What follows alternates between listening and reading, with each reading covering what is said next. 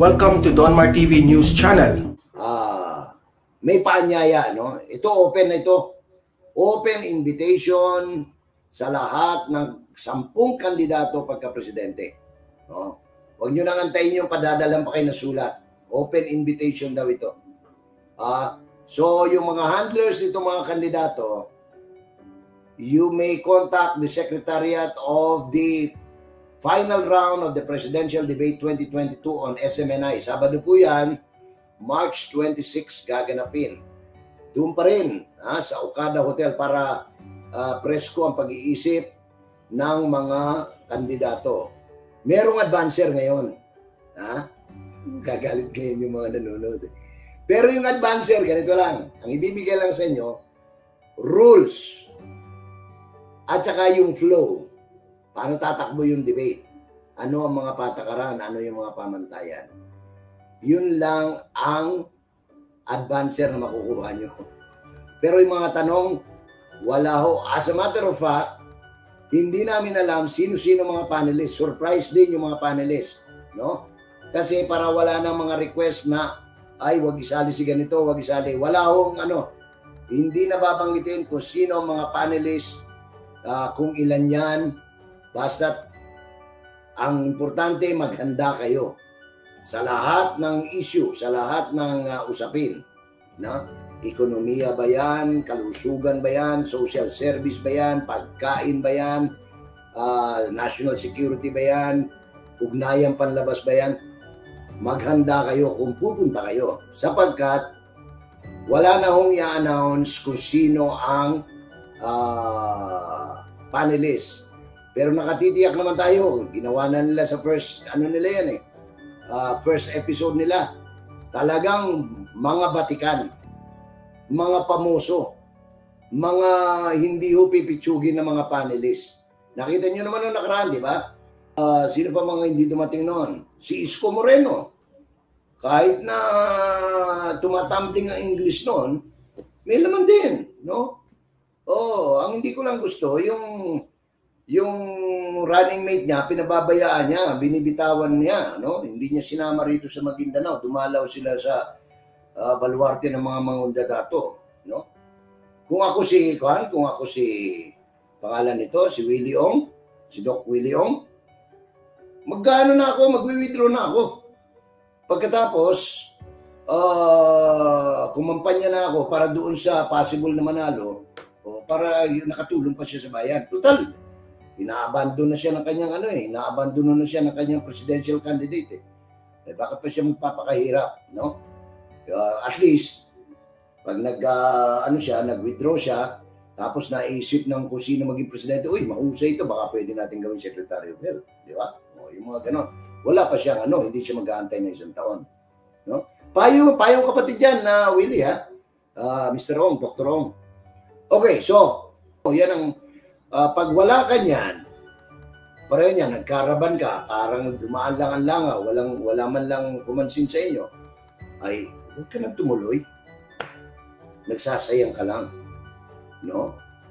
Kaya ako, doon sa mga kapare niya, yung mga iniiwan ka, lintik, ginanyak ka tumakbo, pagkatapos iiwanan ka, huwag ka nang tumuloy, Doc Willie Ong. Nakamalalaos. Diyos ko, mula nga nakakayabe mo nakamalaos tatara, mag-withdraw ka na, and then kung sinong gusto mo, kampanya mo. Gusto mo makabawi doon sa nang-iwan sa'yo, di kampanya mo si Bongbong Marcos, tsaka si Inday, pwede ka mag-volunteer. Ang dami mong followers, million din, si Raul yung nang-iwan sa'yo. Kukunin ka pagkatapos you will be dropped like a hot potato. That's to me a treason, no? Nilabas na ng publiko sa Asia yung survey result. Imbis na bumaba dahil inuupakan araw-araw si Bongbong Marcos at si Sara, lalo pa lumalakas pareho niyan. Yan, social weather station. Katatapos lang ng Pulse Asia, di ba? Social weather station. 50 against 19, against 11, against 11, against 6. Sasabihin, kasi sabi naman ni Barry Gutierrez, di ba? Dalawa lang pinaniniwalaan nilang survey. SWS tsaka Pulse Asia. Ayan, sir, attorney. Linabas na ng SWS yung kanilang survey result. Palagay ko naman, wala na kayong masasabing hindi ka naniniwala sa survey kasi ikaw na mismo nagsabi. Dalawa lang ang pinaniniwalaan yung survey. Ayan na, nagdudumilat. Ito, Tangeray survey, no? Pero dito, naungusan na ni Dumagoso si Robredo doon sa pangalawang pesto. Rumihistro na si Dumagoso ng 23, 14 pa lang si 14 pa lang si BP Lenny. Tama, sabi niya ang Ilo Campos, tama ka Sir Jay, dapat mag-withdraw at lumipat na kay BBM Sara si magkampanya lang siya, no? Si Dr. Ano pangalan? Willie O. Okay. Lahat ng survey, ano pa bang survey ang meron tayo dyan direct? Pakita nga natin. Ayan. Manila Bulletin. Ayan. 51.83 si Marcos, 53.63. Sabi nga pala ni Inday, kayong mga, sabi niya, alam ko mga fans ko kayo, no? Mga supporter ko kayo. Please lang, huwag nyo, no, hindi ko kayo masasamahan dyan sa inyong binabalak na isama nyo ako sa ibang kandidato. Solid tayo, unity team lang, sabi niya. Sorry na lang, no? I cannot join you dyan sa, may mga nagsasabi, may mga nagsusulong ng Lenny Sara Salceda, di ba? Joey Salceda. Meron nagsusulong ng Isko Inday, no? Hindi rin daw, sabi ni Inday, pwede ba? Ako, minsan lang ako nagsalita, parang hindi niyo ako kilala. Sa mga nakakakilala kay Inday, pag sinabi niyang ito na yon, wala nang iba. Okay, saan naman ito? Pulse Asia. Ito, Pulse Asia, Attorney Barry Gutierrez, ha? Yung chief sa OBP ni Vice President Robredo. Ito lang daw ang pinapaniwala niya, Pulse Asia at SWS. 60%. Si Bongbong Marcos, 18 o 16% lang. Si Vice President. Sino pa ba? Si Moreno, 8%. Pacquiao, 8%. Si Lacson, 4%. So, yan ang resulta ng survey.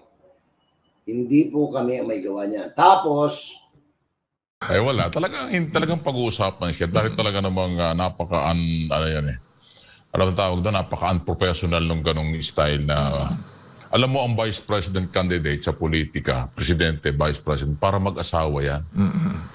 Walang iwanan. Ganun po yun. Bakit mo iwanan yung iyong inimbitahan at pinakasalan at isinama na kandidato sa isang lugar na pinupuntahan mo na ang lakad nyo ay rally, ang lakad nyo ay kampanya?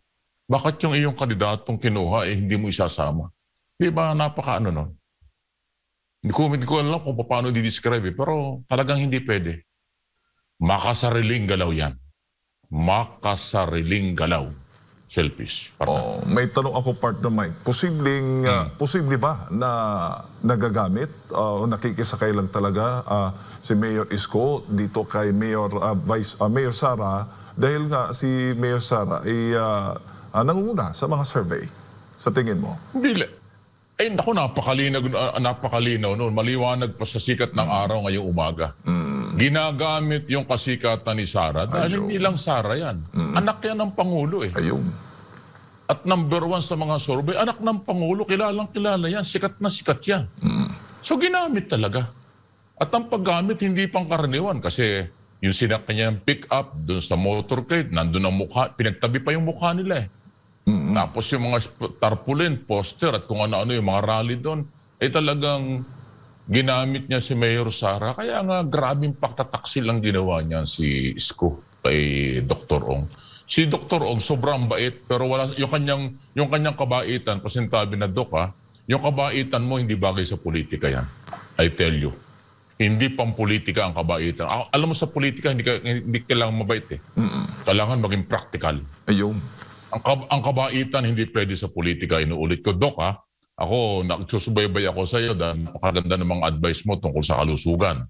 At yan ang bilib ko sa iyo. Bilib ako sa iyo dahil at libre ang advice mo sa mga taong bayan para sa magandang kalusugan. Pero yung kabaitan mo, hindi pampolitika. Pasensya na po, Doc. Yun ang aking observation. Inuulit ko, sa politika, hindi pwede yung ganyan. Pag inaapawan ka or inaapakan ka, binabaliwala ka, kinuha ka eh. Hindi ka naman nag-volunteer eh. Yes. Kinuha kang kandidato dahil siguro akala magagamit yung 6 million subscriber mo. Eh, naramdaman yata nung kampo na hindi naman pala. So, ang ginawa, umalis siya. Hindi ka sinasama sa ibang lakad. So, Doc, magdesisyon ka na. Plastika na ang labanan dyan. Plastika na yan. Oo. So, kumbaga, Kunwari mahal ka. Kunwari minamahal ka. Kunwari ka-partner ka pa. Oo. Pero pagtalikod, wala na. hindi na, Doc. Kaya sabi ko, yung kabaitan mo, hindi pwede sa politika. Oo, yung baga, sa madaling salita, partner Mike, yung ginawa ng kanyang campaign manager, hindi na yun valid reason. Baga, palusot na lang yun. Kumbaga, ganun, partner Mike. Anong ginawa ng campaign manager? Ang dahilan kasi, baka maimbaras, mapahiya. Wala. Si Doc Ong, Doc Willie, doon pagdating sa Mindanao, dahil daw nakikita, Isko Sara yung baga sinusuportahan ng mga kababayan natin doon. Yun ang naging rason kung bakit hindi isinama si Doc Willie. Baka daw mapahiya. Do you think yan ay valid reason or palusot lamang? Kalokohan yan, partner. Ganitong kasimple. Pwede ka naman mag-deny eh. Pwede mo naman sabihin mo sa nag-iimbita sa'yo, Boss, sorry ha. Hindi ako pwedeng pupunta dyan kung yan ang gusto nyo. Kasi ang gusto ng mga organizer wala si Ong eh. Meron silang ibang kandidato eh. Di pwede namang i-deny yan. Boss, hindi ako pwedeng magpunta kasi nakakaya kay Doc, nakakaya sa akin Vice President. Partner po kami. Hindi ko siya pwedeng iwan. Yung. Pwede naman yung sabihin yun eh. Yes. Ang tanong, ginawa ba? Natural, hindi. Natural, hindi. Malamang atat na atat siyang magpunta ron dahil, uy, nandun yung pangalan ni Sara. Dadalhin ng mga taga Mindanao. Hindi naman ang buong Mindanao. Yung ano lang yan eh. Yung Maguindanao lang eh. Kung saan lugar doon. Yun. Tuntua siya dahil merong Sara Duterteng tinatandim sa kanya. Di ba? Pagtataksil yun. Ang lahat ng invitation, subject yan for approval. Hindi naman ibig sabihin, inibitahan ka na, mandatory na yun eh. Napupunta ka eh.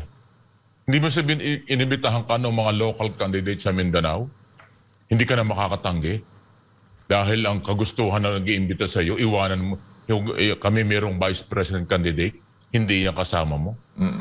Bale, ibig sabihin, ito ang kailangan nating ma-establish at malaman ng taong bayan. Wala akong personalan. Importante hong malaman nyo. Ang isang presidente dapat merong matibay na liderato. Yes. Huwag manggagaling sa kanya yung masamang ugali.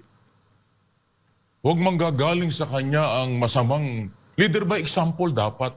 Walang iwanan. Panindigan mo ang kasamahan mo. Abay, nakakatakot sumama. Halimbawa, presidente siya. Tapos kukunin kang cabinet secretary. Abay, delikado ang kalagayan mo. Yes. Pag ikaw pala'y sumabit, pwede ka palang iwanan nito. O ayaw sa'yo, pwede ka palang ilaglag nito ng harap-harapan. Nakakatakot. Ganong katindi ang ganong katindi ang damis nun. Ito si Mayor, hindi ko naman sinasabing bata pa sa politika, pero masyadong atat eh. Masyado siyang excited sa posisyon. Napakaraming prosesong dapat daanan. Ay dito sa prosesong ito, nakikilala ang tunay na kulay niya. Kaya, Doc Willie, babalikan kita. Hindi pwede yung kabaitan mo yan sa politika. Sa doktor, okay na okay yan. Sa politika, posibleng maulit pa yan, Doc. Yan ang warning ko sa'yo. Nagawa yan sa'yo, ay hindi pwede.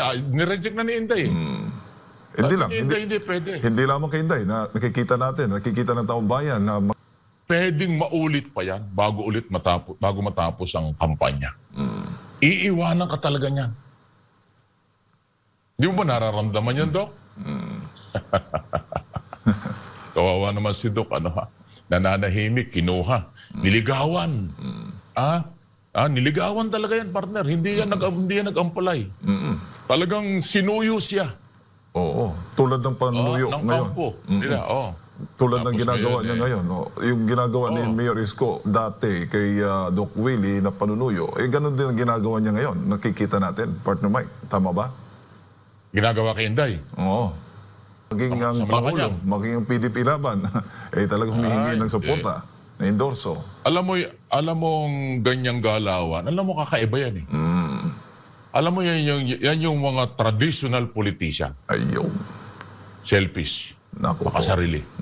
Hindi. Bakit hindi mo hintayin mag-volunteer yung mga tao? Bakit mo, unang-una, isa pa yan, napakasakit ng partner. Isipin mo, nililigawan niya ang Malacanang at PDP laban na siya ay suportahan. Again, binastos na naman si Willie. Alam mo kung bakit? Ano ba yun? Natural, pag niligawan niya ang Malacanang at PDP laban, mayroong kandidatong vice president yun eh. Tama. Again, si Sara yun. Ay bakit mo kukumbinsin ng Malacanang at PDP laban na suportahan ka? Ay huwag ka na mag-aambisyon na yung iyong vice president isasama mo. Natural, hindi. Hindi tatanggapin ng Malacanang yan kung gano'n ang usapan. Kasi nga, meron na silang kandidato eh. Yung panliligaw ni Moreno, paulit-ulit na sinasampal niya. Kaliwat kanan. Si Dr. Willie Ong. Ganun po ang tingin ko. Yan po yung aking personal assessment at opinion sa isyong ito. Oo. Kasi pwede naman sabi, hindi naman siya pwede magpunta sa Malacanang or mangumbisi ng taga-Malacanang na suportahan niyo ako. Ako na lang inyong kandidato. Ibig sabihin niya, tahasan mo namang inilalaglag si Willie. Kasi inuulit ka kahit anong gawin ng kahit sino. Ang kandidato ng Malacanang ay si Sara Duterte Carpio. Walang nang iba. For Vice President. Kaya yung mga nag-aambisyon na makakuha ng suporta kay Pangulong Duterte at sa Malacanang, kasama ko si Willie Ong. Baka yung agos ng tubig ng Malacanang sa City Hall magpunta, hindi sa Pasig River. Kasi hindi pwedeng mangyari yun. May kandidato ang Malacanang eh. Di ba nagdeklara ng PDP laban na ang kanilang kandidato, Vice President? Sino ba ang PDP laban? Ang Pangulong Duterte ang chairman ng PDP laban. At saka anak niya yan eh. Ano ba na mangyari? Anak niya yan. Oo. Iwag. Talagang napakababaw, napakamababaw, pero huling-huli ang tunay na ugali. May tanong pa ako, partner Mike. May posible sa iyong nakikita. Anong paliwanag ni Moreno at ng kanyang tagapagsalita, hindi maniniwala ang tao. Kasi nga, inuulit ko, pwede kang mag-deny sa invitation kung meron demand. May demand dyan eh. Punta ka rito, Mayor. Ikaw ang aming kandidato, pero ito yung aming vice, ha? Ito yung aming gusto. Ha? May gano'n yung usapan, di ka naman bibiglain eh. Ikaw ba maniniwala, partner, kayo mga kaibigan, maniniwala ba kayo na nalaman lang ni Isko Moreno? Kita, naabuso ba itong kabaitan ni Doc Willie Ong dito sa... Sobra. Ayon. Inaabuso. Ayon. Kaya nga sabi ko, Doc, yung iyong kabaitan, hindi pang-politika, inuulit-ulit ko. Sa doktor, suwabing-suwabing kabaitan mo. Kasi ang mga doktor, mababait talaga. Yes. Kaya mga politiko, hindi ko nila lahat. Marami dyan, tulisan. Hindi ko sinabing sinamahan mo, tulisan. Hindi ko sinabing gano'n. Pero maraming politikong tulisan. Dok, baka mali ang nasamahan mo. Baka yung sinagot mo ng ligawang ka, mali. Mali yung pagsagot mo ng oo. Nasasamahan mo. Kasi nag-uumpisa pa lang, February pa lang eh. Laglaga na eh. Kahit pagdating na Mindanao, si Sara ang kanyang kapartner sa mga picture, imposibleng hindi niya alam yun. Alam mo ba, may natanggap pa akong report. Di umano, hindi ako sigurado. Di umano, kaya gamitin ko ang di umano. Tinawagan pa raw ni Lito Banayo si Doc eh. Doc, huwag ka na sumama ha. Kaya nga yun. Yun ang matindi. So, ibig sabihin, planado. Na talaga, nagkakahiwalay silang kampanya, pero dala nila isa't isa. Si Mayor Sara, pag nangangampanya sa ibang lugar, Bongbong Sara, kanyang sinasabi. Pag si Marcos ay kumakampanya, kanyang